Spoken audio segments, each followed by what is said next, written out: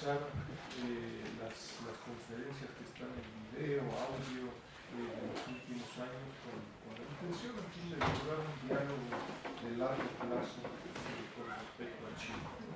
Yo les recuerdo, antes de darle la palabra a Jorge Guajardo, les recuerdo y los invito mucho a enterarse, informarse de algunos de los resultados del CECHIMEX, también de la Red Académica de América Latina y el Caribe. Vamos a tener en las próximas semanas, me parece, un grupo de conferencias interesantes. Va a estar Mónica Cinco Basurto, Arturo Lopeza, el señor Kim Lee de la Embajada de China en México. Revisen el programa, los invito a integrarse, ¿no?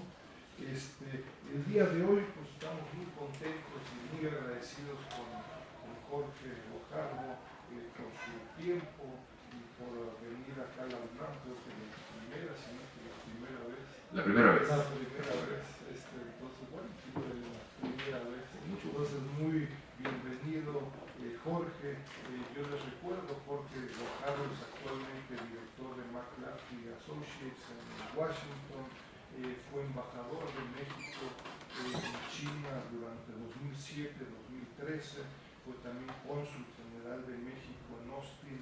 Tiene un grupo de participaciones importantes, sobre todo en el medio empresarial. También participa con análisis y reflexiones en un grupo de medios masivos de comunicación y con una buena cantidad de participaciones también en medios académicos, sobre todo en Estados Unidos, y muy contento de tenerlo acá en México, ¿no? Y yo destacaría, además del análisis y las reflexiones que nos dará, le agradecería o quisiera destacar un enorme agradecimiento, que lo he dicho muchas veces, por permitir un diálogo también en la Embajada de México en China durante su estancia como embajador, ¿no? Yo creo que para el CECHIMEX, para la UNAM, para que la UNAM estableciera este centro de estudios mexicanos en Uruguay, pues fue muy relevante ahí su apoyo, su comprensión a actividades que en un principio, más que uno pudiera decir, ¿por qué? No fue el caso, de modo muy formal y muy caluroso agradecimiento, ¿no?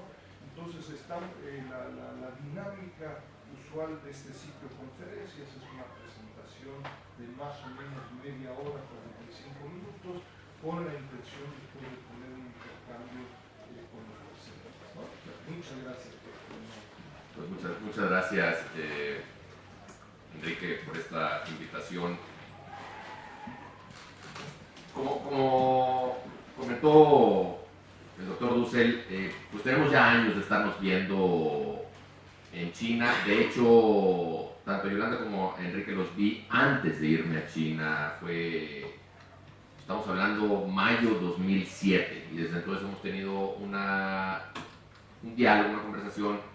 Y bueno, han pasado los años, lo vi varias veces en China, leí su trabajo, que además hace poco que lo veía en Washington, le digo, fue para mí muy formativo en mis opiniones que hice o que formé sobre China. Y en pláticas con él le decía que al final de mis 6 años en China, hablábamos él y yo del interés que existía en México sobre China, etcétera, o sea, temas así.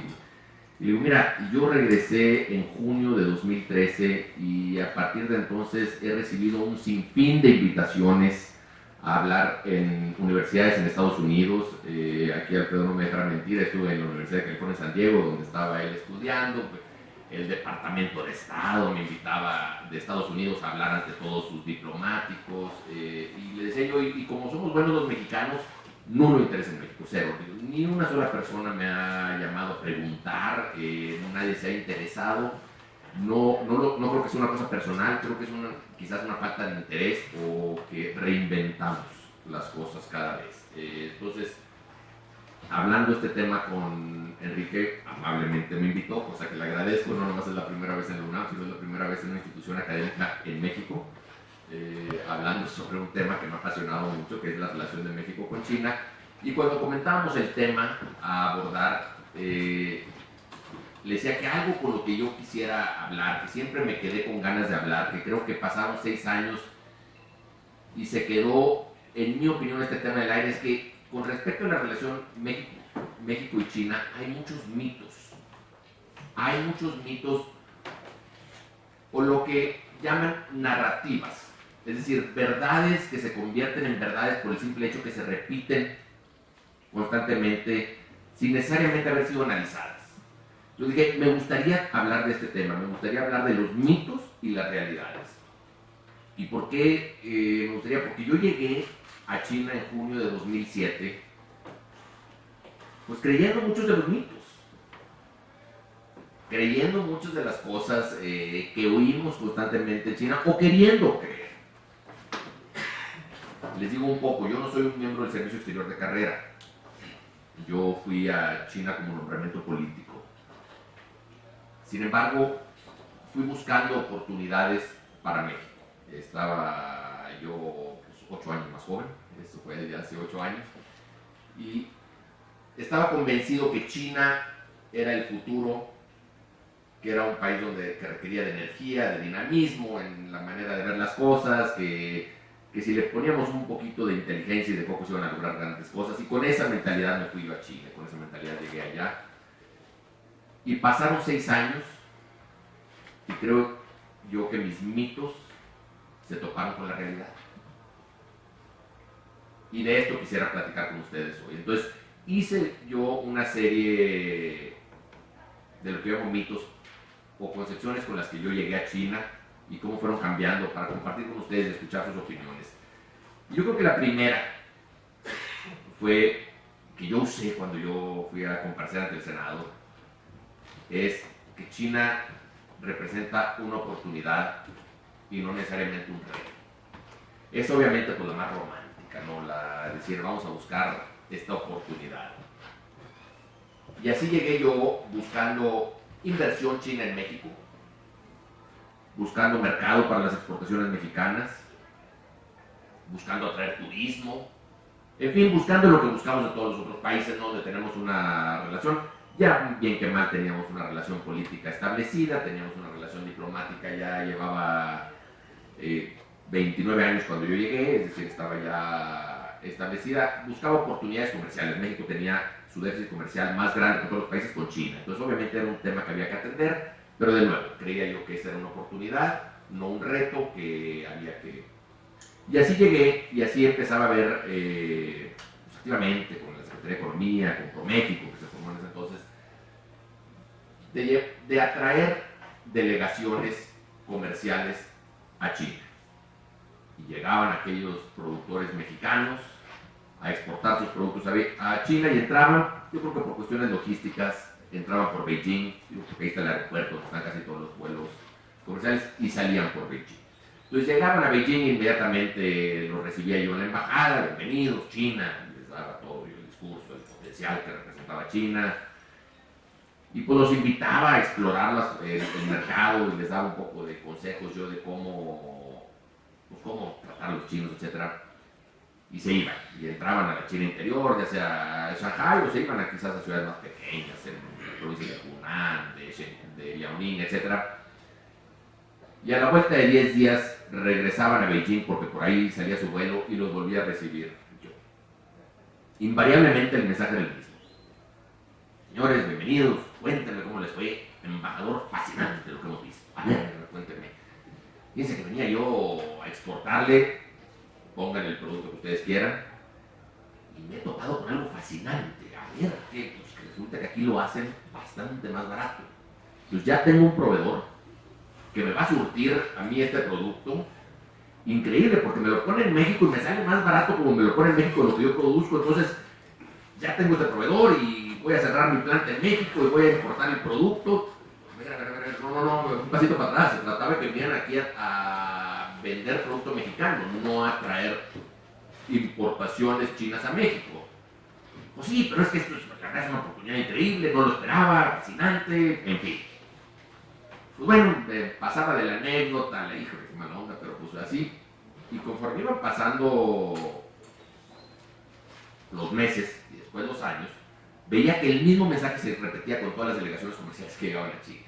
Llegaban con la intención de exportar y se iban habiendo descubierto que podían importar mucho más barato de lo que ellos producían en México.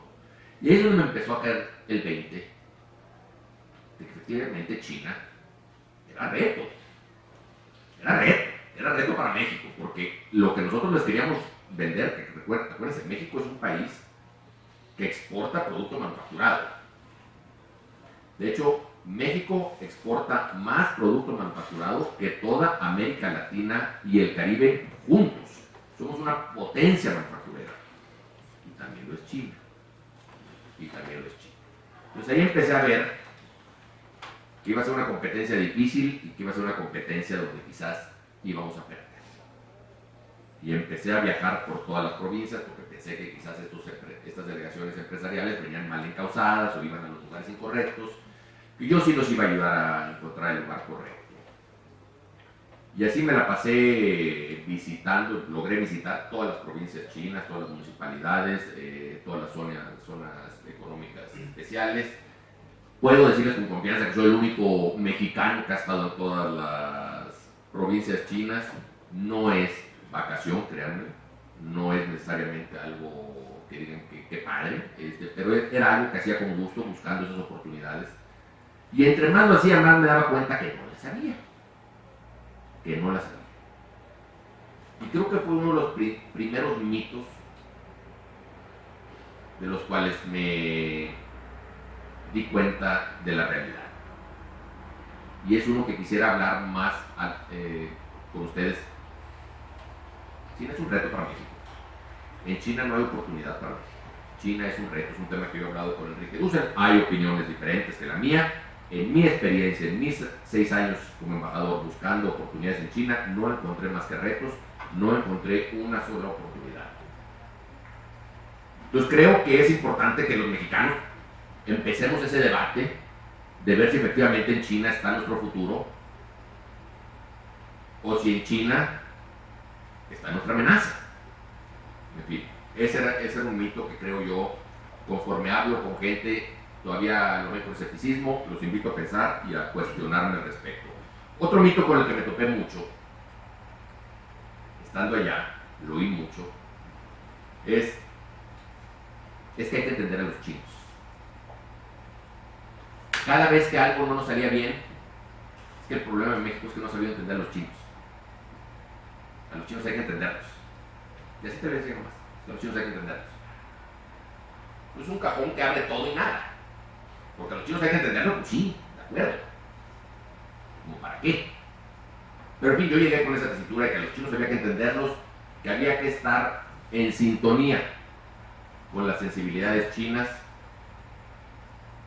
y que si tan solo seguíamos esos ejemplos y si tan solo les damos por la buena, digamos, cosas buenas se van a suceder para México. Por ese, insisto, mito de que a los chinos hay que entenderlos.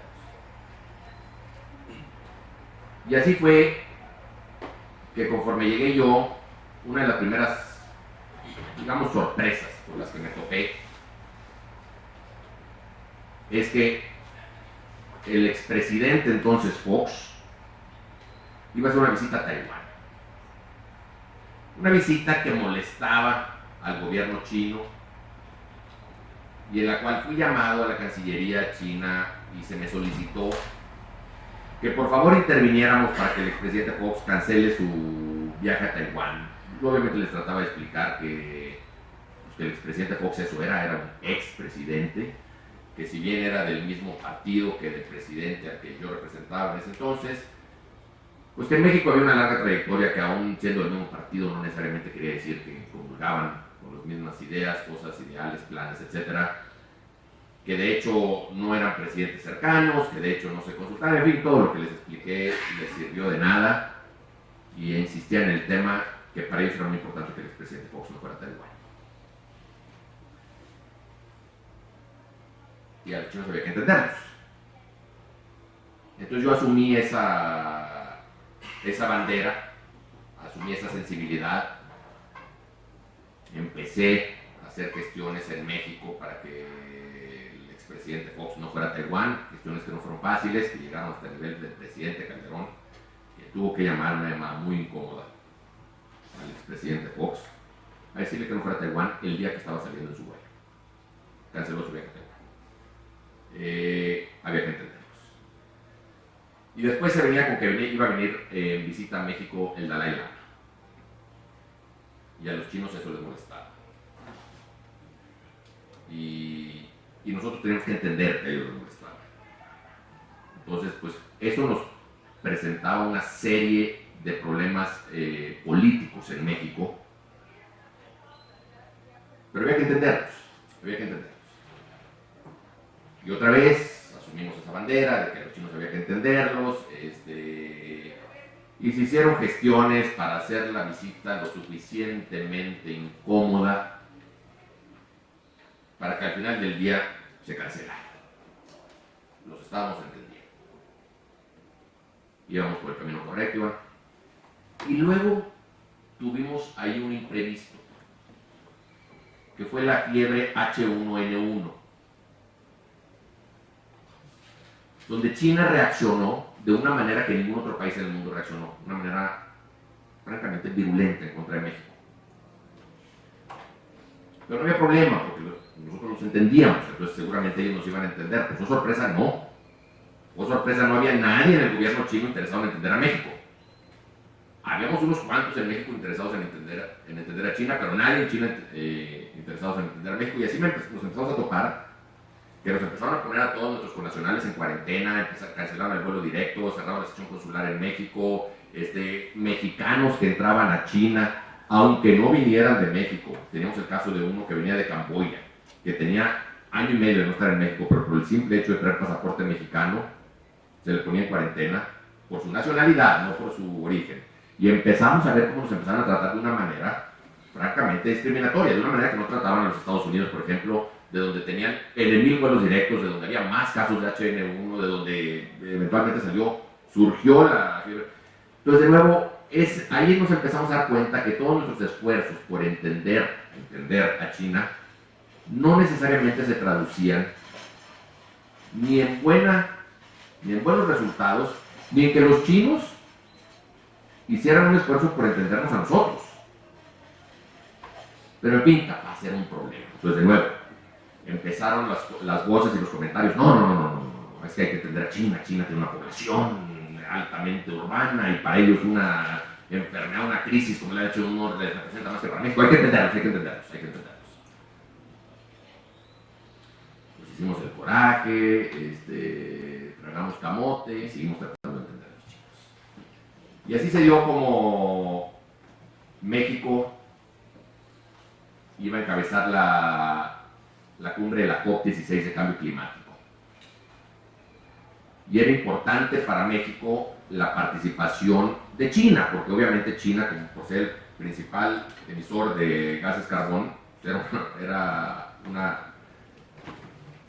un participante importante en esta reunión. Entonces tratábamos de llevarla por la buena, porque queríamos su participación. Y en uno de esos viajes de coordinación de la COP16 se dio que la entonces canciller de México, Patricia Espinosa, estaba en Beijing, cuando a Liu Xiaobo le dieron el Premio Nobel de la Paz. Un premio Nobel que incomodó mucho a la dirigencia china porque él era un disidente encarcelado.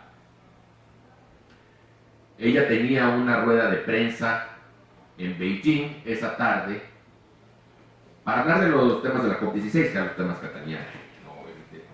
Pero pues obviamente el tema en Beijing era, entre la prensa internacional de Beijing, era el de premio Nobel a Liu Xiaobo.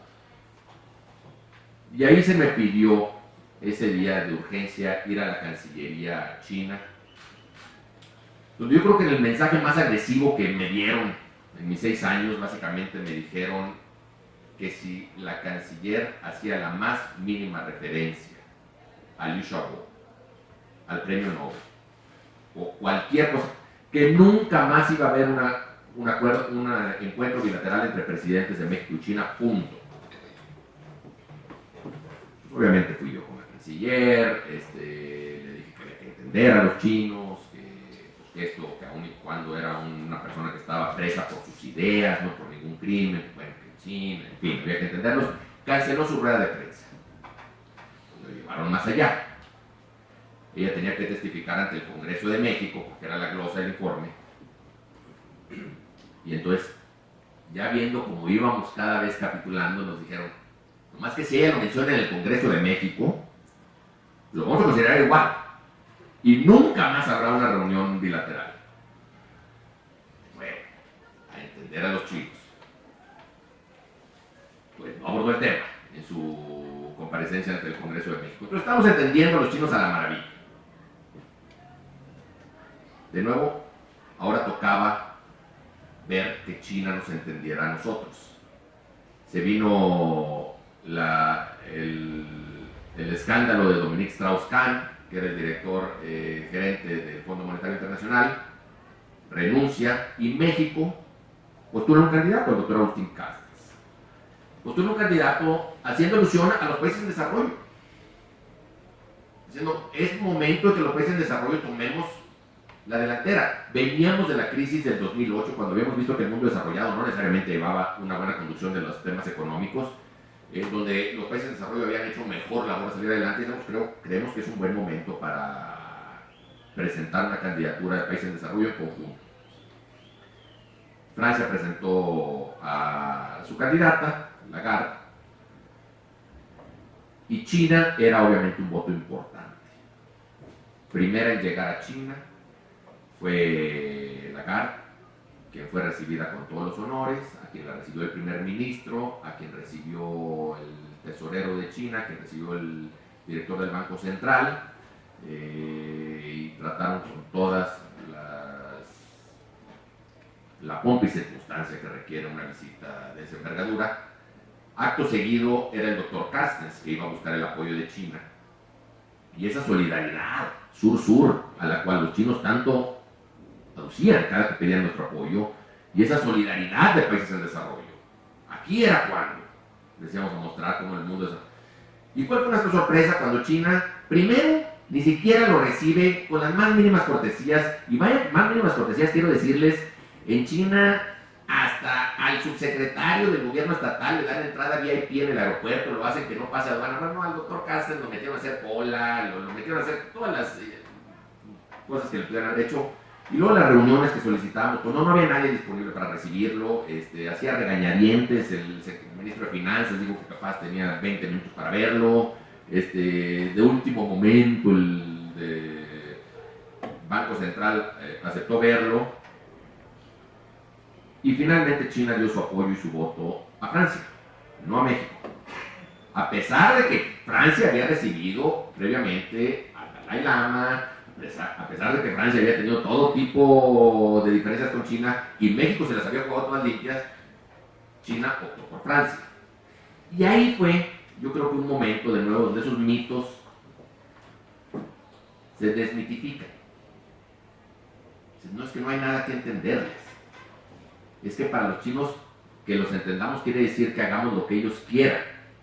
Ellos nunca se van a preocupar por entendernos. Y de ahí el siguiente paso fue un segundo intento de visita del Dalai Lama a México, donde el presidente Calderón acepta verlo, tomando en cuenta que el país vivió una coyuntura que ustedes recuerdan muy bien, de una violencia terrible, que él en campaña había dicho que como líder religioso cualquier presidente que fuera electo en México estaba en su derecho a recibir al Dalai Lama. Entonces en esta ocasión dice, ¿sabes qué? Me voy a entrevistar con él porque él trae un mensaje de paz. Y México ahorita, a México le urgen mensajes de paz. Y tiene una reunión con el Dalai Lama. Una reunión que hace que los chinos obviamente monten en cólera, me mandan llamar a la Cancillería, me dicen que esto va a estropear la relación, y ahí es donde empiezo yo a cuestionarlos por primera vez. Díganme ejemplos cómo va a estropear la relación. Bueno, va a estropear nuestra cooperación en foros multilaterales. Bueno, acuérdense, señores, ustedes ya no nos apoyaron cuando presentamos un candidato ante el Fondo Monetario Internacional. Bueno, eso es aparte. Entonces, ¿cómo lo va? Bueno, es que no va a haber reuniones bilaterales. Acuérdense, señores, que les acabamos de solicitar reuniones para el presidente Calderón con el presidente Hu Jintao en APEC y en G20 y no las negaron. Bueno, es que esa fue una situación muy particular. Eso después de que ya les habíamos cancelado la reunión con Liu Xiaobo, digo, la entrevista con Liu Xiaobo. Al final de cuentas, el presidente se reunió con el Dalai Lama y como suele hacer China con los países que reciben al Dalai Lama, tiene un cuaderno de juego que sacan y siempre es lo mismo con todos los países, que es cortar la inversión, cortar importaciones y cortar flujo de turistas. Así se lo hicieron a Francia de una manera impresionante cuando Sarkozy recibió al Dalai Lama, que fue que inmediatamente cancelaron contratos nucleares de Areva, contratos de importación de aviones Boeing, de 1 millón de turistas chinos que viajaban a Francia, bajaron algo así como 80,000. Empezaron a cortar importaciones de productos franceses, empezaron a boicotear a Carrefour en China. Hubo medidas muy concretas que tomaron, que solían tomar con todos los países que recibían al Dalai Lama, y ahora le tocaba el turno a México. Ahora nos tocaba el turno de ser los receptores de esa mano dura china, y yo me reía un poco imaginándome a la dirigencia china montada en cólera, dando manotazos a la mesa, pues le cortan toda la inversión a México. No, señores, que no invertimos en México. Ah, bueno, pues cortan las importaciones mexicanas. Es que no importamos en México. Ah, pues corten a los turistas que van a México. Es que no mandamos turistas a México. Bueno, entonces, ¿qué tenemos? ¿Qué tenemos para hacerles sentir el rigor? Y esto fue con lo que me amenazaron. Que el hecho de que el presidente Calderón recibiera al Dalai Lama iba a afectar el festejo de los 35 años de relaciones diplomáticas entre México y China. Nadie en México traía ese festejo en el radar. Entonces, caray, si esto es lo mejor que tienen para amenazarnos, pues señores, no tienen nada. No tienen nada. Y yo creo que eso fue la primera vez, en mi experiencia, en mis 6 años, eso creo que es el 5.º año, que yo noté que los chinos por primera vez se interesaron en México. Yo noté que por primera vez como que pensaron, ¿cómo llegamos a este momento de que un país, en este caso decían ellos, no lo tengo comprobado, pero ellos me lo insistían mucho, que era el primer país en desarrollo cuyo líder recibía al Dalai Lama, el primero, y que eso para ellos representaba un golpe fuertísimo, porque era esa solidaridad de países en desarrollo, misma solidaridad que ellos se olvidaron cuando presentamos a un candidato para el Fondo Monetario Internacional, pero ahora sí les importaba mucho, ahora sí éramos hermanos de países en desarrollo. Y ahí empezaron a abrirse puertas para mí como embajador y para el gobierno de México. Fue la primera vez que tuve yo una conversación seria con un viceministro que me pidió hablar conmigo, cosa que nunca antes hubiera sucedido. Le dije, encantado de hablar con usted, nunca antes me había pedido hablar. Le dije, nomás que vamos a hacerlo en un lugar neutro, yo no voy a la Cancillería a hablar con usted. Si usted quiere hablar conmigo, vamos a verlo en un restaurante aparte, porque yo ya no estoy para andarles rogando ni pidiendo favores. Y aceptó por primera vez y entonces le empecé a explicar yo esto. Le dije, miren, entiendan que en México, a diferencia de Francia, no hay ningún sector económico hablando a favor de China. Nadie se beneficia de la relación México-China. Quizás los importadores, pero los importadores no son una voz política. Los exportadores no se benefician, la industria manufacturera no se beneficia, la industria turística, que en México es grande e importante, no se beneficia. ¿Quién quiere que defienda su punto en México? No nos han dado nada. Y por primera vez escucharon. Por primera vez escucharon, por primera vez empezaron a mostrar disposición a ver cómo la llevaban bien con México. Y ahí se desmitificó eso para mí, que lo importante no era entenderlos o llevarla bien.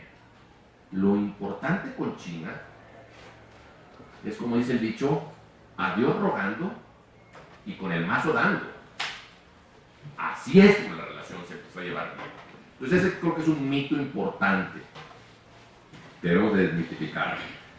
Otro mito que oía mucho, que va un poco de la mano con que es que México no ha sabido llevar la relación con China, no la ha sabido llevar. quizás, ese mito está a discusión. A manera de discusión yo siempre ponía, díganme qué país hemos de emular para llevar una buena relación. O sea, ¿cuál es el ejemplo? No sé, casi todos los países que uno piensa, digo, así nomás, a bote pronto, si les digo Estados Unidos, ¿quién lleva buena relación? Israel, quizás ahorita no tanto, pero Arabia, pues esos países la manejan bien. Cuba, ¿quién lleva buena relación? Venezuela, ¿no? Vaya, todos los países tienen así su referente de quién sí lleva buena relación. Yo les decía, denme ese referente chino, denme el país en el mundo que sí la ha sabido llevar. En ese entonces, quizás la primera parte de mi tiempo en China estaba todavía Lula en Brasil y usaba mucho el ejemplo de Brasil. Mira, ahí está el ejemplo de Brasil. Mira Brasil qué bien la ha sabido llevar. Un ejemplo que dicho sea de paso, le debo aquí al doctor Dussel el haberme desabusado de ese mito. No desabusado en la relación diplomática, sino en el hecho de que la manera en que Brasil intercambiaba comercio con China era totalmente desfavorable para Brasil. Brasil, pues creo que, y aquí el doctor Dussel les puede dar mejores números, pero más del 85% de sus exportaciones eran materia prima, más o menos, ¿no? Más del 85% de sus exportaciones eran materia prima, mineral de hierro, soya, carne. Y básicamente el 100% de sus importaciones eran producto manufacturado.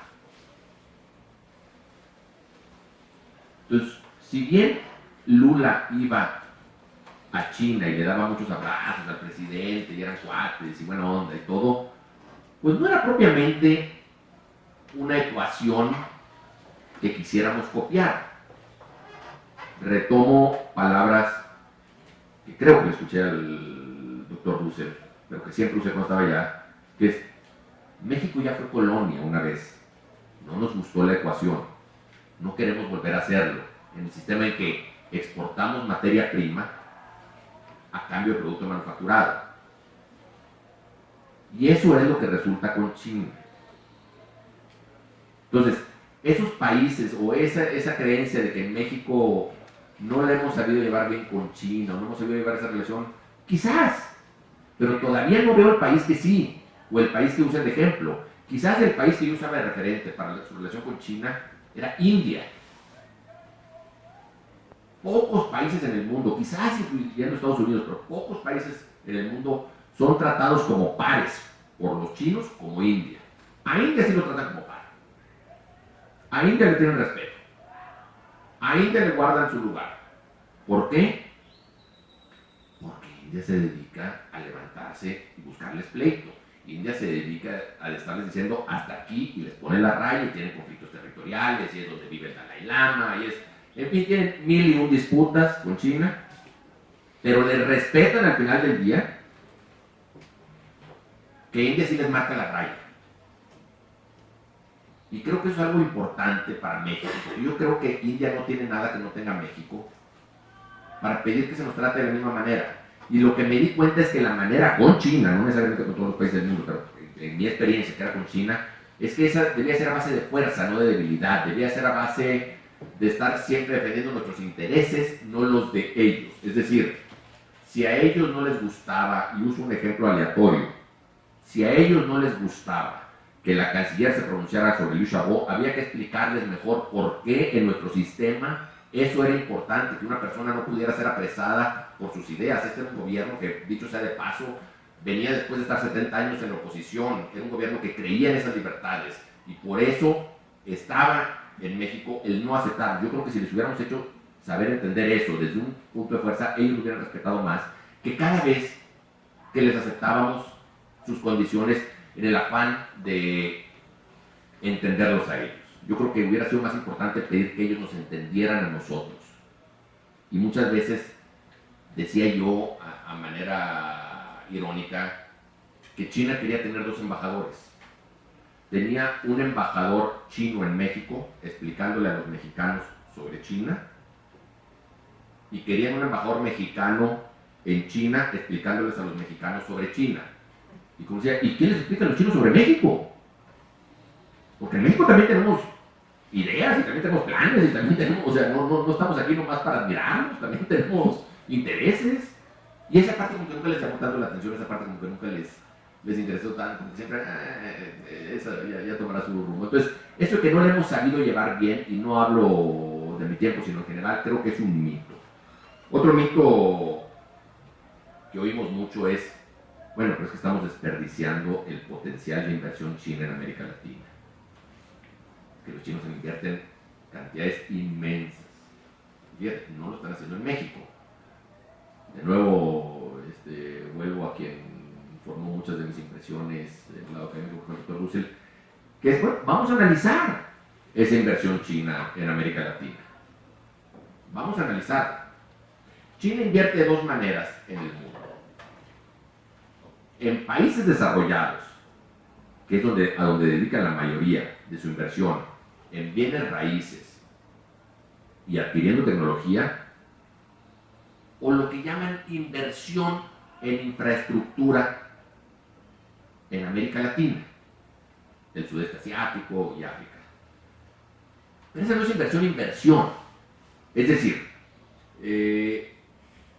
cuando ellos licitan un proyecto, llámese tren rápido, llámese hidroeléctrica, aeropuerto, lo que sea, ellos lo llaman inversión, pero lo pagamos nosotros. Lo paga México. Gracias a Dios todavía no. Es decir, lo paga Venezuela, lo paga Argentina, lo paga Ecuador.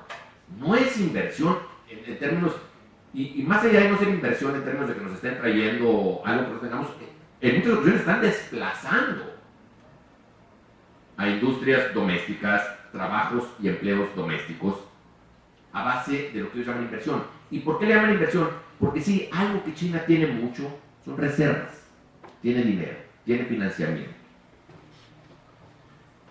Si uno es Venezuela, Argentina, Bolivia o Ecuador, que no tiene acceso a mercados financieros internacionales porque han hecho sus economías trizas, francamente China es la única opción de financiamiento.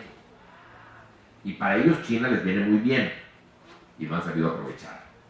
En el caso de México, de nuevo, buscando esa oportunidad, tratamos de buscar hasta el cansancio oportunidades de financiamiento y cada vez nos damos cuenta que los términos de financiamiento internacional para México eran más favorables que los que nos ofrecía China. ¿Por qué? Porque China nos veía como Ecuador y Venezuela. Para ellos somos lo mismo, para ellos somos iguales. Que es una realidad muy difícil para los mexicanos de asumir. Que para China somos exactamente lo mismo los mexicanos que los venezolanos. No se hagan bolas, así nos ven. Entonces, si a Venezuela van y le exigen y le extraen todo tipo de concesiones, lo mismo esperan de México. Y cuando uno les trata de decir, no es que México tiene grado de inversión, no es que México tiene buenos recursos, y además, dicho sea de paso, México tiene ingeniería local, México tiene ICA, en fin, tenemos maneras de hacer estos proyectos, y esa parte los chinos nunca la entendieron. Entonces, yo nunca vi una oportunidad de inversión china en México. China invierte muy poco en manufactura. ¿Por qué? Porque esa es la ventaja china. China es una potencia manufacturera, no exporta su manufactura, no exporta su capacidad manufacturera. Es poco lo que invierten en manufactura. Y de lo poco que invierten fuera, ya lo hacen en México.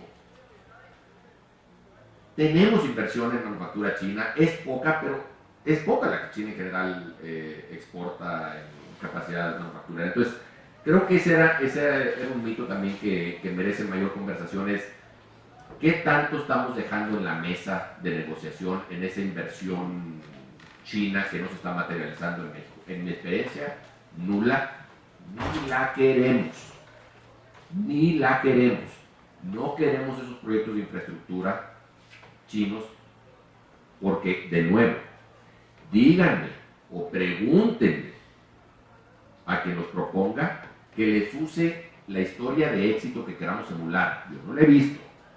La manera en que China construye estas obras de infraestructura es a base de ingenierías chinas, de mano de obra china, de tecnologías chinas, con cero derrama local. Eso no lo queremos ni lo necesitamos en México. En México tenemos mano de obra capacitada, tenemos ingeniería, tenemos proveeduría. No ocupamos ese tipo de inversión. Entonces, por eso digo, no la tenemos y no la queremos.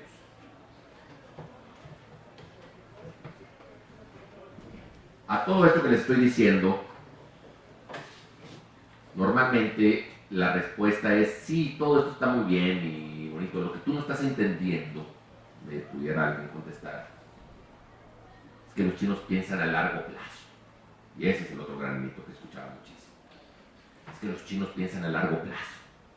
Y así alucían a una anécdota que a veces le atribuían a Zhou Enlai, otros a Deng Xiaoping, no sé si sea mito urbano, no sé si es verdadero, que alguien le preguntó, yo me voy a basar en Zhou Enlai, que qué opinaba de la Revolución Francesa, que claramente había pasado mucho antes de sus tiempos, y Zhou Enlai se limitó a decir que él no opinaba en temas de coyuntura, puesto que esto era muy reciente en la visión china, y la gente supone decir, wow, mira, los chinos ven a 500 años, mientras que nosotros estamos viendo nomás la coyuntura sexenal, y en fin, todas esas cosas. Y sí es una narrativa que permea mucho, que en mi experiencia no es el caso. No hay país más cortoplacista que China. ¿Lo dudan? Vean la contaminación que existe en China. Vean los índices de deuda que existen en China. Vean los problemas de urbanización que tienen en China. Vean los problemas de inequidad que hay en China. Todos son por pensar en el corto plazo. Ninguno de esos problemas, que son los más grandes de China en estos momentos, representa una visión de largo plazo. Entonces yo no compro esa idea o esa narrativa de que es que China hay que entenderla de manera que ellos piensan a largo plazo y que nosotros lo estamos viendo en el momento y que es que tú les pides que te den ellos algo ahorita y ellos están pensando en 300 años y nosotros tenemos que pensar. No es cierto, no es cierto. Y si quieren verlo de nuevo, pónganles una cuota compensatoria a sus productos para que vean cómo reaccionan de manera muy inmediata y no piensan de manera de largo plazo en la relación bilateral con México en 300 años. Reaccionan de una manera muy inmediata. Entonces, para mí es un mito eso de que piensan a largo plazo. Ya concluyendo este tipo de pláticas, de nuevo, lo que me contestaban cuando llegaba ya a este punto de mi discusión es que ya lo que queda es que tú no quieres a los chinos. Que tú no quieres a los chinos, por eso lo haces. Y es otra narrativa que promueve mucho, creo yo, el Partido Comunista Chino. Que cualquier diferencia con el sistema es una diferencia con el pueblo. Y no es el caso. Uno puede querer mucho a China y a los chinos y a su cultura y a su gente y a todo lo que representa y estar en franco desacuerdo con su sistema, con lo que representa para su país. No es una cosa mixta con otro. Pero el Partido Comunista promueve mucho esta narrativa, que cualquier diferencia con ellos es una diferencia racista, es una diferencia que no los entiende como raza, como cultura, como gente. No veo por qué. No veo por qué. Entonces yo creo que esto hay que cuidarlo mucho. Cualquier vez que dicen es que no quieren los chinos, vamos a examinar que ese sea el caso o que no está de acuerdo con lo que la dirigencia está proponiendo. No es lo mismo la dirigencia china que el pueblo chino. Son dos cosas, como es el mismo caso en México, en Estados Unidos y en casi todos los países. La dirigencia es la dirigencia y el pueblo es el pueblo. No hay que juntarlos. Me lleva al último mito que quiero dejarles a ustedes para que consideren. Y ese es el mito que el Partido Comunista Chino es eterno. Que aquí está y está para quedarse. Y que cualquier relación que vemos con ellos, pues eso es lo que va a durar. Yo quiero dejarles a su consideración que hay dos sistemas unipartidistas de mayor duración en el mundo, que fueron el Partido Comunista en la Unión Soviética y el PRI en México. Ambos duraron 71 años en el poder. El Partido Comunista Chino lleva 66 años. No crean que porque lleva 66 años, necesariamente va a durar otros 66. Y creo que si alguien debe de entender esto, somos los mexicanos. Sobre todo los que crecimos en un régimen unipartidista, donde creímos que nunca iba a cambiar, hasta que cambió. Entonces creo que ese es otro mito que debemos de tener en cuenta, que el Partido Comunista Chino está aquí para quedarse. Yo no lo veo así, ni lo considero así, y si quieren entrar en polémicas, hasta les diría que no les doy más de 7 o 8 años de vida. Y entramos en discusiones de eso. Pero esos son los principales mitos con los que yo me enfrenté viviendo en China, mitos que se topaban con realidades chinas y que cuando regresaba yo a México veía que acá había frustración por eso, porque la gente veía a China con este lente, con esta óptica. Y son mitos que yo quisiera poner a su consideración. Es mi experiencia, no necesariamente la realidad ni la verdad, pero es mi experiencia y les abro a preguntas y debates. Como vean.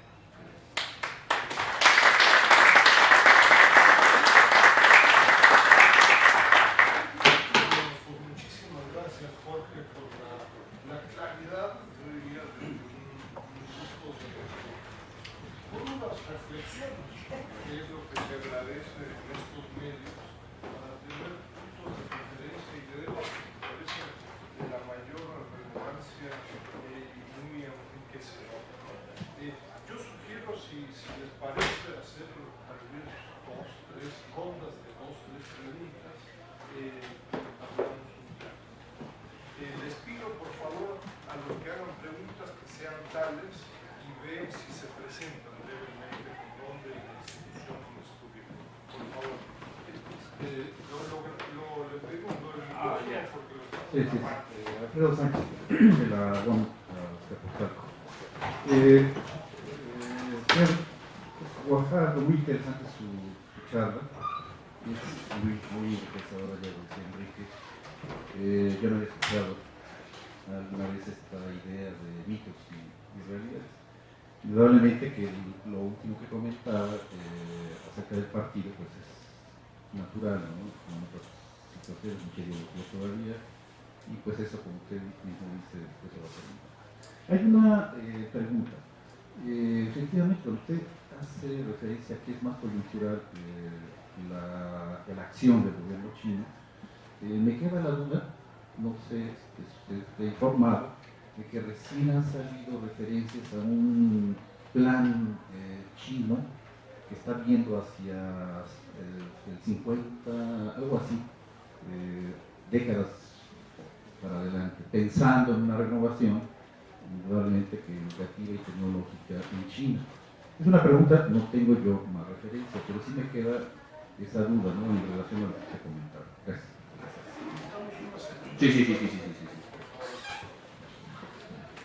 Sí, gracias. Mi nombre es Liz Hierro, soy de aquí de la Facultad de Economía y tengo dos preguntas y quiero ser muy preciso. La primera pregunta es, ¿por qué China? O sea, yo he tratado de buscar información y pregunto a base de tu experiencia, obviamente. ¿Por qué China es el acreedor del mundo? O sea, esa sería mi pregunta. ¿De dónde salió, no, ese dinero? Y la otra pregunta es, entonces, ¿deberíamos vernos como competidores en este nuevo marco legal, TTP y todas estas cosas? O sea, en realidad la lógica de nuestro país, de nuestras instituciones, es vernos directamente como competidores. Esas serán las dos preguntas. La tercera pregunta,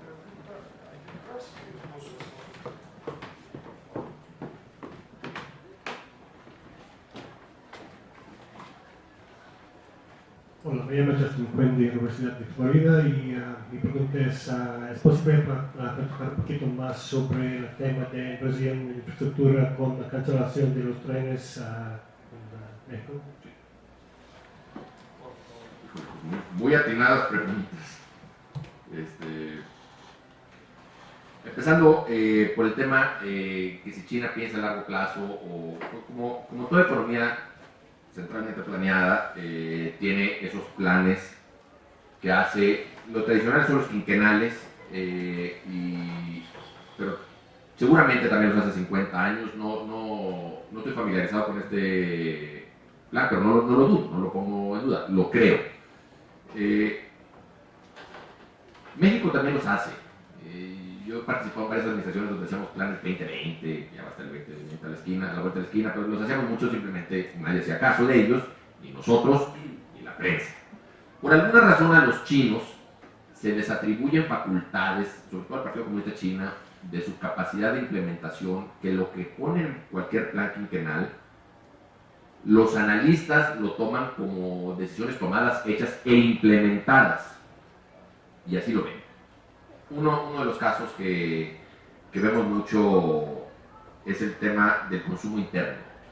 Si me voy a extender un poquito y trato de hacer, porque además es facultad de economía también, entonces vamos a hablar un poquito de temas económicos. La economía china básicamente está basada en tres pilares, que el PIB, vaya, que son exportaciones, inversión en infraestructura, consumo interno.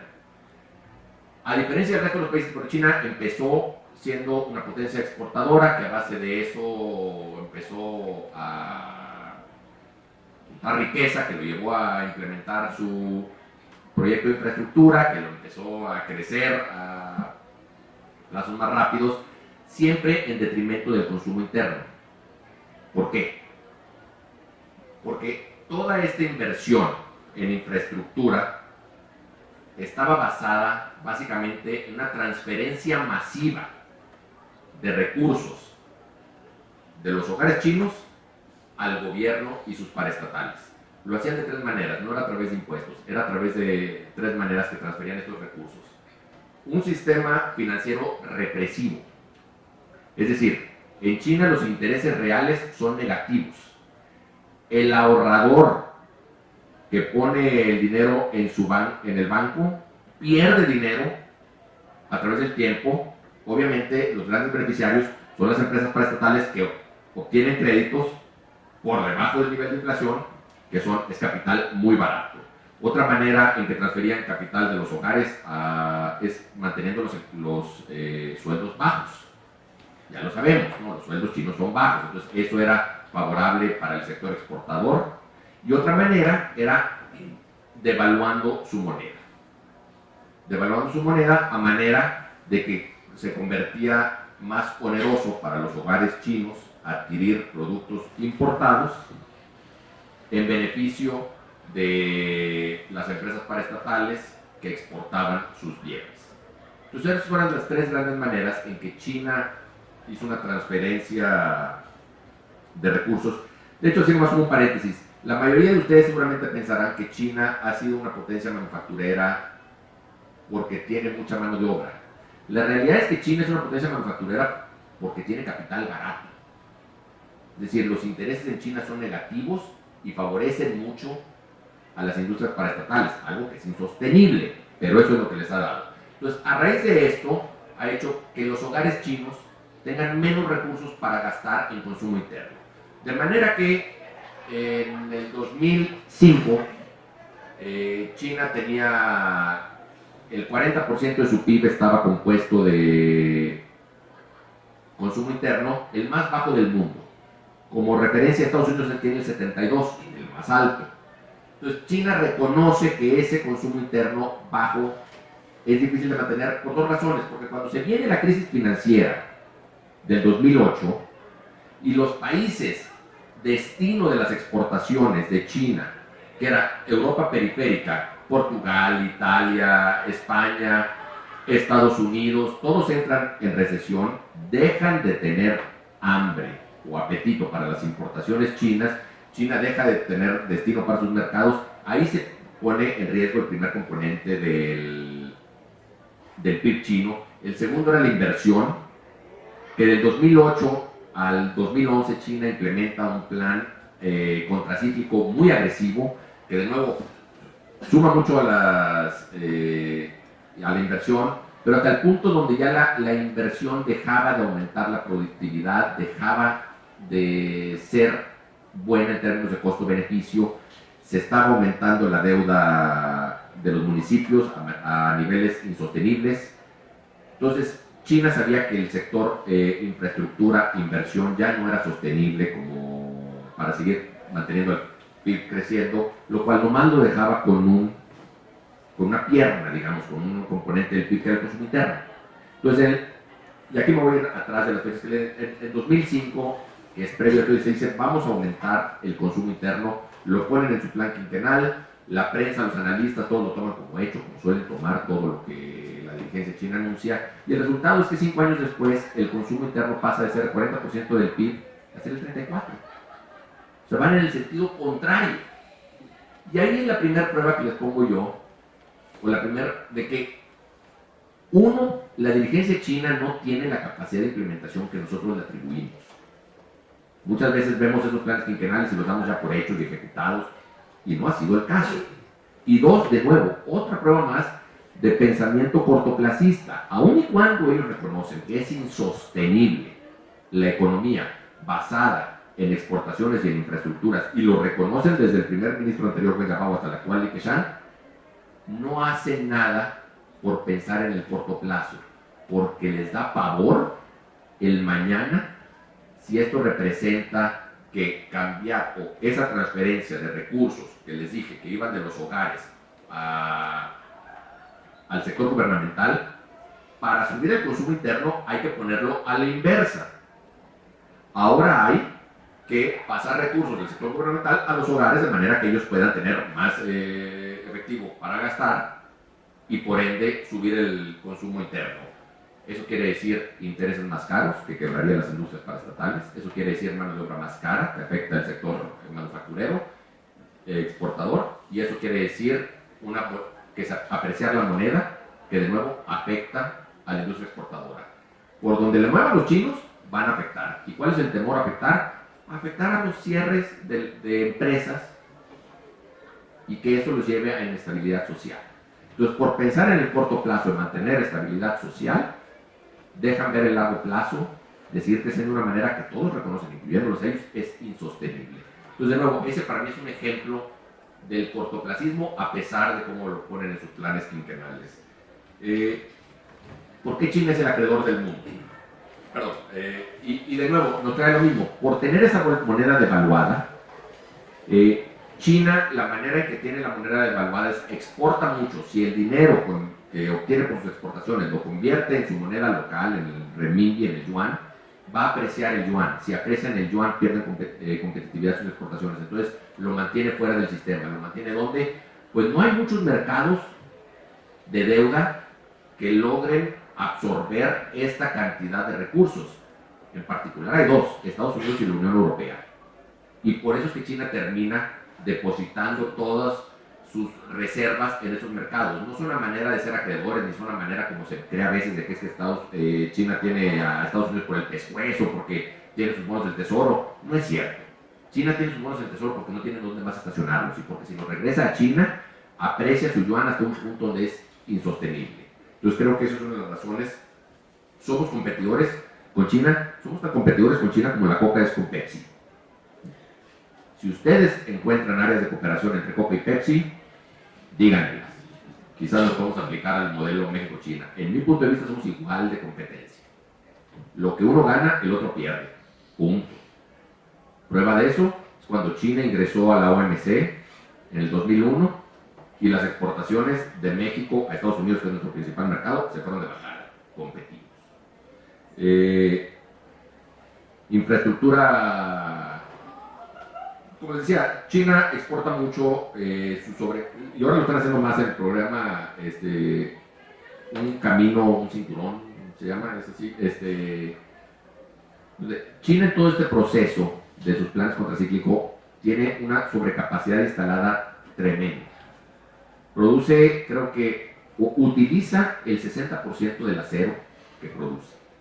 Lo mismo más o menos se termina aplicando en cemento, en petroquímica, en vidrio, o sea, tiene mucha sobrecapacidad instalada. Tiene dos opciones. Cerrar esas plantas, que es lo que harían en cualquier país sensato, donde la economía rigiera, pero cerrarlas implica despidos, o mantenerlas tratar de exportarlos a quien se deje. Y una de las maneras que lo exportan es en esta infraestructura, con financiamiento que les ofrecen, tratando de exportar. Pero por eso digo yo que es preocupante esta inversión en infraestructura, porque no derrama nada a la economía local. Cuando los chinos invierten, traen todo, porque ese es el proyecto. Eso es lo que quieren, eso es lo que están tratando. No lo esconden, no es misterio, es parte de su proyecto, un camino, un cinturón. Es decir, lo estamos implementando para exportar nuestra sobrecapacidad instalada. Pues si queremos eso, adelante. Yo veo que México tiene una industria acerera, tiene una industria cementera, tiene una industria de ingeniería, No ocupamos que vengan a desplazarnos simplemente porque ellos no quieren cerrar empresas que deberían de cerrar, por miedo a la inestabilidad social y a la sobrevivencia del régimen, que era lo que les decía yo en el punto anterior. Creo que esto contesta las preguntas. Gracias. A ver, entonces, por favor.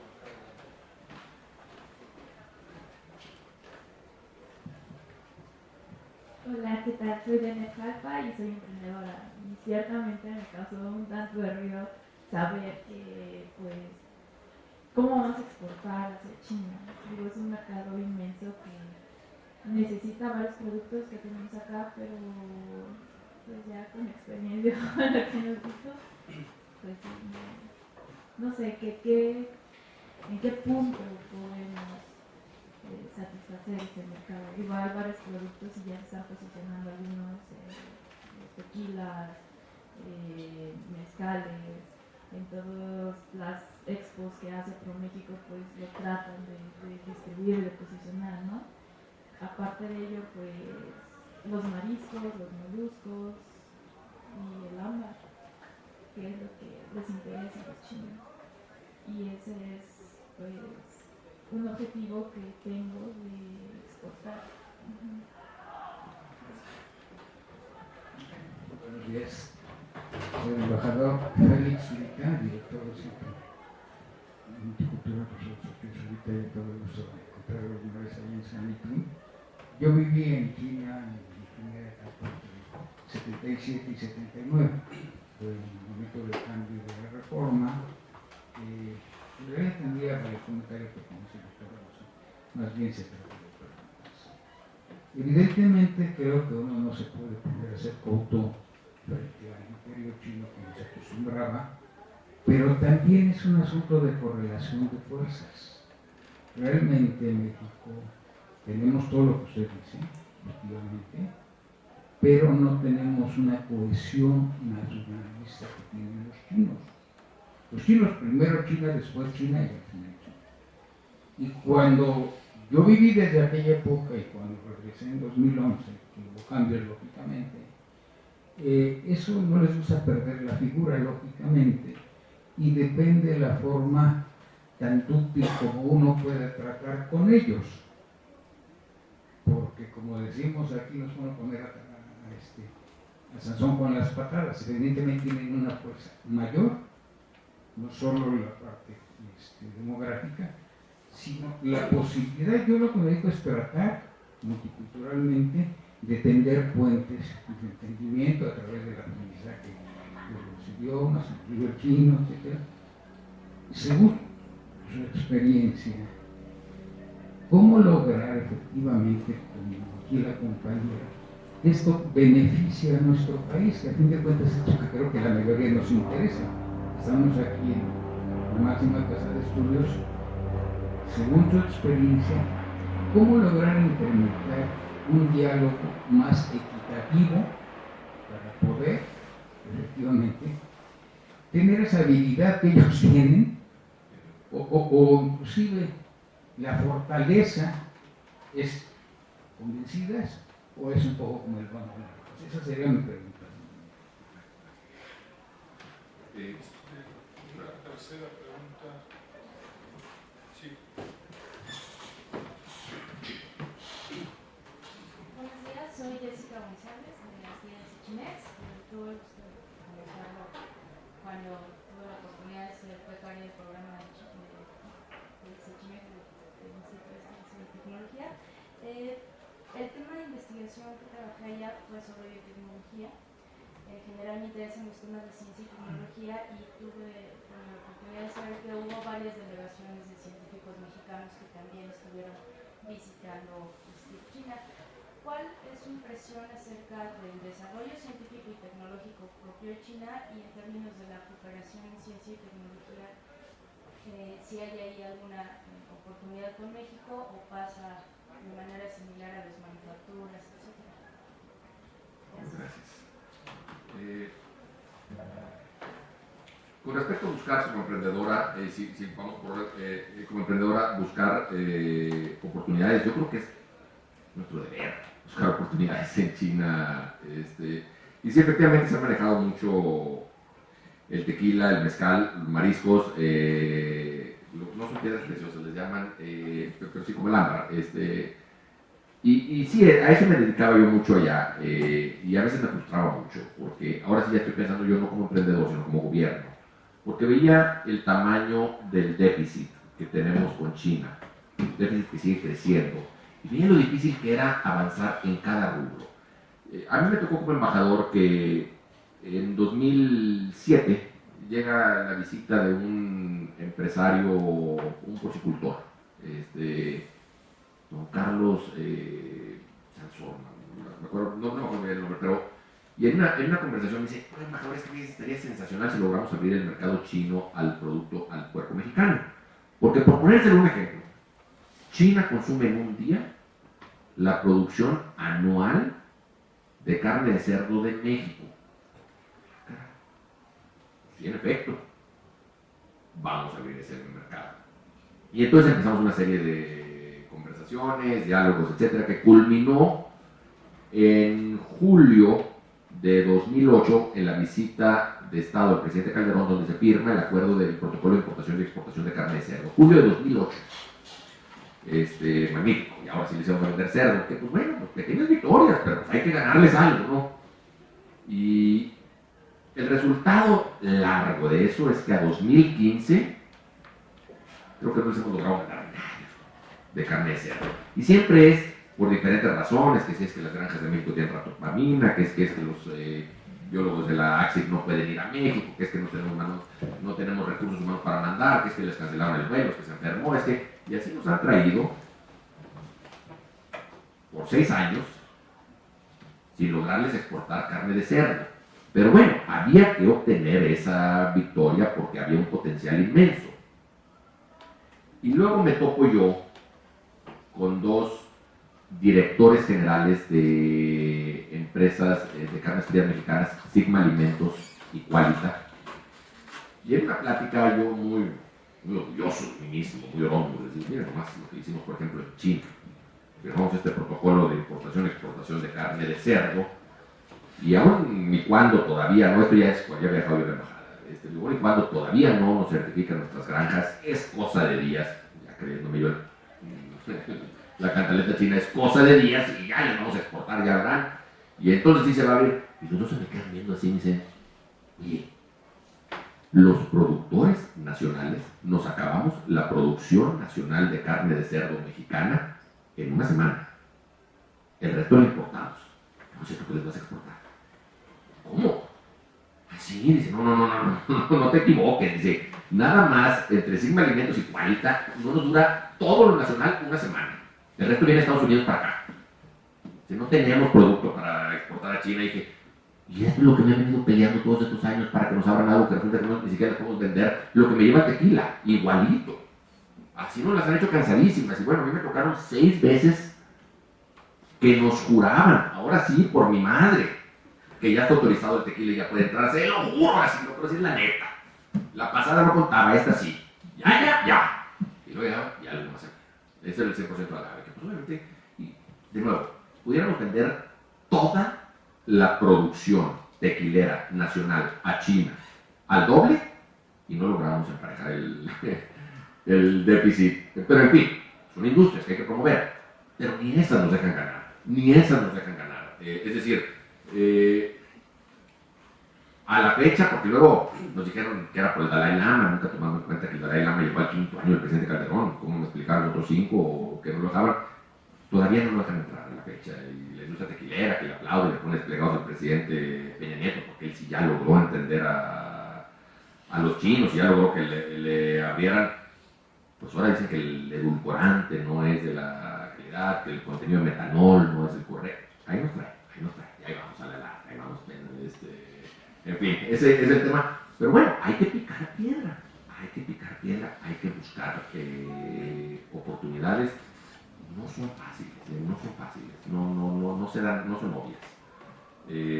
Y creo que la manera que me trae su pregunta, que es ¿cómo fomentar un diálogo equitativo? Yo creo que México es de los pocos países del mundo que puede dar cátedra en estos temas, porque lo hemos hecho con Estados Unidos todo el tiempo, caray. Si alguien alguien sabe ponerse al tú por tú a Estados Unidos somos nosotros, quizás menos en los últimos años, pero en fin, tenemos una larga trayectoria de ponernos al tú por tú con Estados Unidos y exigirles que se nos trate como pares y que se respete nuestra soberanía y todo eso. Y por alguna razón, todo eso lo echamos al basurero cuando se trata de China. Con China no, todo eso hay que dejarlo al lado, hay que comprometer nuestra soberanía nacional, que ellos decidan por nosotros quién puede entrar a México y quién no, que ellos decidan si puede entrar a México el Dalai Lama o si no, que ellos decidan si nuestro presidente puede ver a alguien, que ellos decidan por nosotros. Y efectivamente empiezan a decidir por nosotros. Y empiezan a decidir de manera muy cómoda.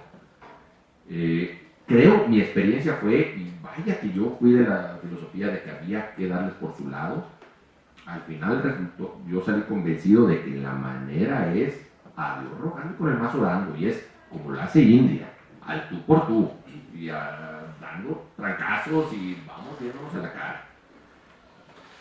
Solo así, porque yo no he visto que ellos nos tiren una sola perlita a base de todas nuestras buenas voluntades. Me decía el embajador anguiano en mis primeros años por allá, decía, no, mira, porque una de las cosas que hay que ver con China es que, por ejemplo, ellos siempre nos han usado como interlocutores con Estados Unidos. Pues quizás en las épocas del embajador anguiano. Ahorita quieren usar a Estados Unidos como interlocutor con nosotros. Y a mí me pasaba mucho. Por ponerles un ejemplo, ellos estaban 100% convencidos, sin la más mínima duda que el presidente Calderón había recibido al Dalai Lama porque Washington le dio la orden.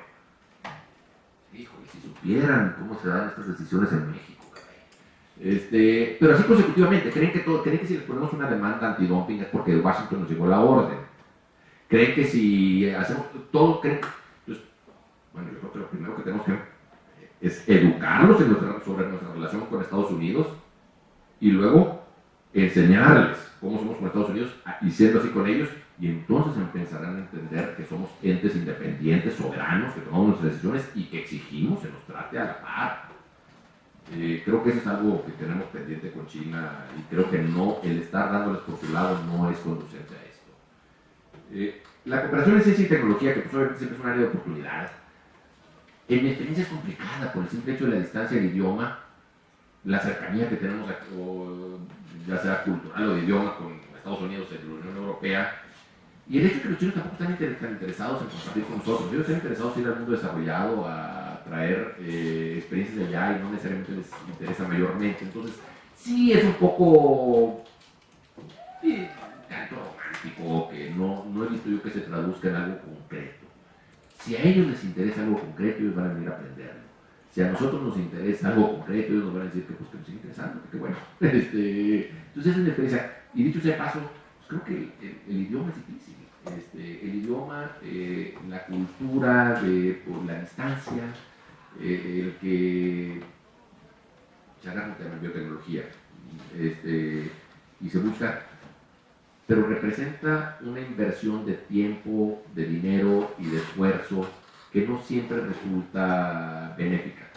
Entonces, por eso veo que yo, o sea, no me tocó ver muchas oportunidades, no quiere decir que no las haya, simplemente que yo no las descubrí. Ahí sí quiero estar abierto a opciones y muy falible en mi opinión en eso. Muchas gracias. ¿Algún comentario adicional? 1, 2, y yo me lo apunto 3 y la última. Por favor. Sí. Perdón si mi pregunta está fuera de contexto, es que acabo de entrar, ¿no? Se vale. Pero como el tema es mitos y realidades, yo quisiera hacer mención a Hickman, que es un americano que escribe sobre economía y negocios, ¿no? Y él dice que el 25% del Producto Mundial es el único que ingresa al mercado internacional. Con ese referente, yo pregunto, ¿hasta qué punto es interesante China? ¿Hasta qué punto es cierto que el comercio internacional es la bujía del desarrollo de los países? Cuando Hillman, con estadísticas, dice es cuando mucho el 25%. No deberíamos de concentrarnos, por consiguiente, en fomentar el consumo en el mercado nacional y, como se dijera hace varias administraciones, creo que en la de Echeverría, algo así, se dijo, sí, por supuesto hay que exportar, pero hay que exportar el excedente, lo que sobra, no centrar, no poner la puerta al exterior como la principal opción para fomentar el desarrollo de un país. Por ende, ¿qué tanto es realidad, qué tanto es mito el comercio internacional para fomentar el desarrollo de los países? Muchas gracias. Sí, Víctor Manuel Sánchez, aquí de la verdad, escuché atentamente toda su exposición, le agradezco. Y sí le pediría, algunas aclaraciones. En primer término, el concepto de mito. Con respecto a lo que usted ha dicho, no me parece que haya mitos ahí, ¿no? Son percepciones, interpretaciones, creencias de realidades, ¿no? Tácticas y estrategias políticas, ¿no? El mito rigurosamente lleva en su compositiva una serie de elementos que no hacen, desde mi punto de vista, lo que queda expuesto hoy, ¿no? El segundo punto que da para muchas preguntas, pero me trato de concentrar en estas. En toda su posición, una lectura que hago es como de un cierto maniqueísmo, ¿no? Los buenos y los malos, ¿no? Los chinos son los malos, los mexicanos son los buenos, ¿no? Pero que evidentemente, desde mi punto de vista, quiera palpables el debilitamiento de la política exterior de los gobiernos mexicanos en los últimos 30 años.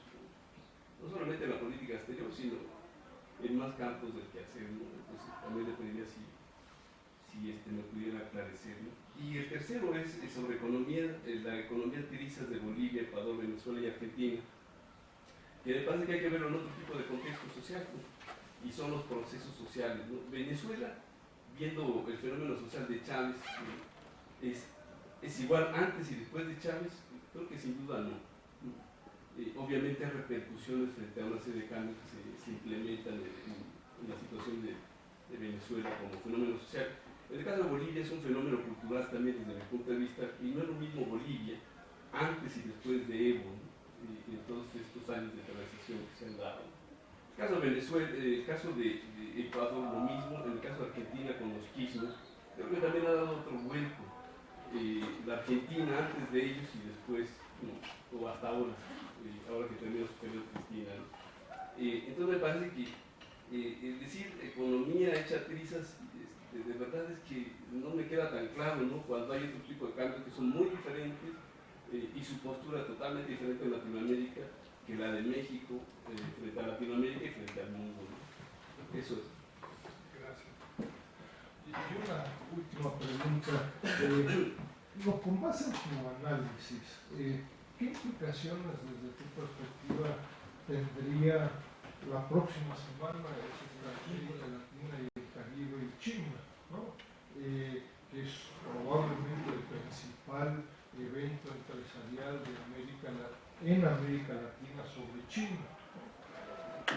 ¿Qué en términos efectivos, realistas, se pudiera lograr desde una perspectiva mexicana este tipo de importantes eventos, pero que queda cuestionado si después de, creo que es la 10ª o la 9ª cumbre, realmente lo que se puede lograr, uno, y dos, vinculado a ello, a ti te tocó, lo he consultado, comentado en forma informal con tu contraparte cuando estaba acá en China, ¿qué significa una relación estratégica integral entre los dos países? Y realmente hay posibilidades de llenar de contenidos relevantes para México esta relación, este aumento o escalamiento de la relación, o realmente son un grupo de adjetivos en donde en 5 años tendremos estratégica, integral y de largo plazo, y en 10 años será de largo plazo y de, no sé, tomándolo en serio, ¿hay posibilidades efectivos de llenarlo con contenidos o no? Gracias por las preguntas atinadas, desacertadas.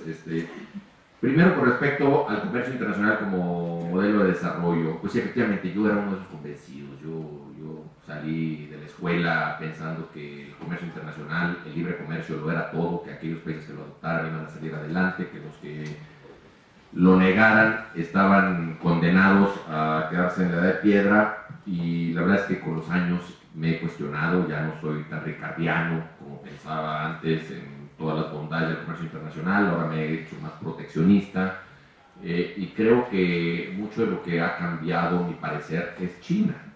A China efectivamente el modelo de exportación le funcionó, en detrimento de muchos otros países. Entonces, no creo que sea, usando las famosas palabras chinas, un modelo de ganar-ganar.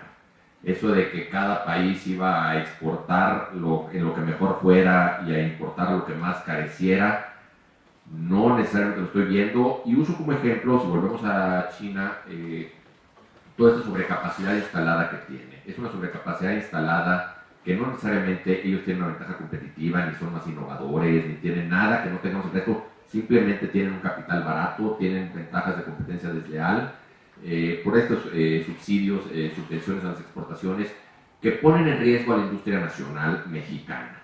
Y creo que eso se ha venido acentuando. Les pongo un ejemplo. Tradicionalmente China exportaba en la industria del acero el 10% de su producción.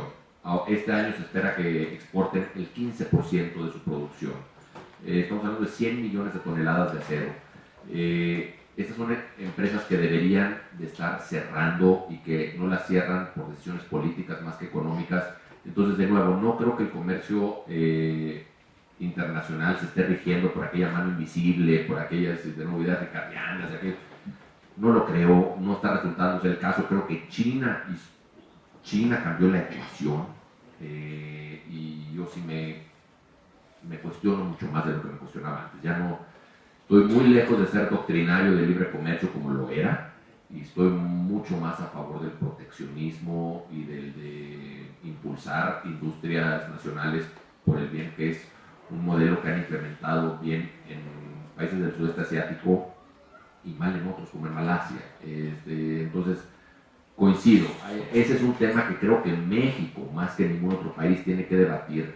Aquí desde la época, desde la Madrid, cuando México ingresó al GATT, se nos vendió la verdad absoluta que el comercio internacional era lo mejor, era la panacea y no había de otra. Yo la compré toditita y me fui de bruces. Y creo que vemos, por ejemplo, en nuestra burocracia ahorita, esa realidad de que ellos creen que todo lo que atente contra el comercio internacional es malo, contra el comercio libre, y por ende la verdad absoluta es cero barreras. Yo ya no coincido con eso, pero en fin, no es mi área tampoco de expertise como para hablar de esto. Con respecto a los mitos y percepciones, uso la palabra mito, efectivamente no es la palabra correcta. Yo empecé diciendo narrativas, son narrativas que se manejan, que se han establecido. Uso mito quizás un poco para llamar un poco más la atención. Sí, efectivamente, no es una palabra sensata o la más adecuada, pero sí busca crear una tensión es decir, si yo digo narrativas y realidades, no trae el mismo, cuando la realidad es que son narrativas, no necesariamente son mitos. Pero sí existen estas narrativas, no nomás en México, existen en el mundo entero. Yo las veo mucho en Estados Unidos en otros temas. Eso del que piensan a largo plazo, eso de que los traen por el pescuezo, porque invierten en sus bonos, hay narrativas. Y creo que siempre veía, cuando uno vive en China, quizás fue un poco diferente su experiencia. Mi experiencia, quizás más como diplomático, es que si bien los chinos, la comunidad china, la sociedad china le da una bienvenida muy calurosa y son un pueblo bastante abierto, pues para un chino, naturalmente, un diplomático extranjero no representa más que problemas. Es decir, el reunirse conmigo no va a representar más que dudas de su gobierno, que andamos haciendo tú con este embajador de México. Entonces, por ende, tratan de mantenerse alejados, y por ende, uno, por simple animal social que es, termina polulando hacia los extranjeros que viven en Beijing, un punto de vista sesgado, puesto que no es la comunidad china, pero simplemente la que está a la mano. Y mucho de mi grupo eran los periodistas, los analistas, los académicos extranjeros, y siempre decíamos, yo creo que todavía nos seguimos reuniendo periódicamente, que existe una gran diferencia entre las opiniones de los extranjeros que viven en China y los extranjeros que ven a China desde fuera. Y es esto de las narrativas, es esto de, le llamamos aquel periodista americano Tom Friedman, que llega a Shanghai, se monta en el maglev y dice que barbaridad, se acabó, China se va a comer el mundo, miren nomás este tren que va a 1000 kilómetros por hora, mientras que Estados Unidos está gastando su dinero en detectores de metales en los aeropuertos, miren más este ejemplo. Ya, China lo es todo, Estados Unidos no es nada, hablo porque el estudio. Y bueno, comenzamos ahí. Primero, pues es el maglev, es tecnología alemana. Segundo, es un elefante blanco que no se va a pagar ni en 500 años bisiestos. Tercero, China gasta más en seguridad interna de lo que gasta todo. Entonces, son narrativas, y eso es un poco lo que buscaba yo, despertar esa curiosidad. Sobre las economías hechas trizas, efectivamente, es un análisis no necesariamente neutro, es mi opinión. Yo creo que sí son economías, pero pongo el caso de Argentina. Argentina creo que es una economía que a base de sus decisiones que ha tomado se ha alejado de los mercados financieros internacionales en su detrimento. Creo que han tratado de volver.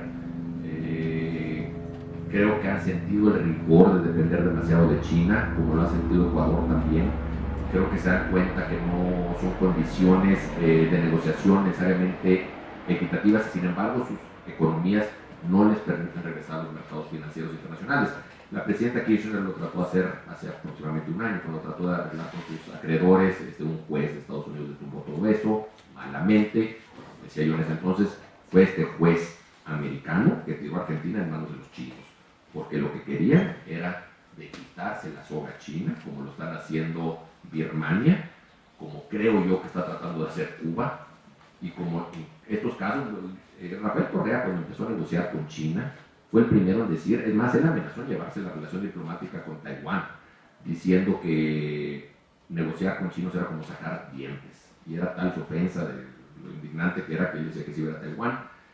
No le queda otra opción ahora más que China, porque no tiene acceso a ningún mercado financiero internacional para financiar cualquier proyecto de infraestructura que quiera cualquier gobernante hacer. Entonces, eso es a lo que me refiero yo por economías hechas trizas.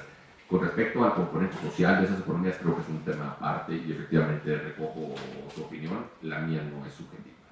Es decir, la cumbre de negocios de América Latina y China, perdón que te lo diga así, Enrique, es una payasada. Es una reverenda payasada. Y es el típico atole con el dedo que nos dan los chinos para decir, no, mire, China se interesa mucho en América Latina y en buscar importaciones de América Latina, y muestra de ellos esta cumbre de negocios que hacemos, que ya va en su 10ª edición.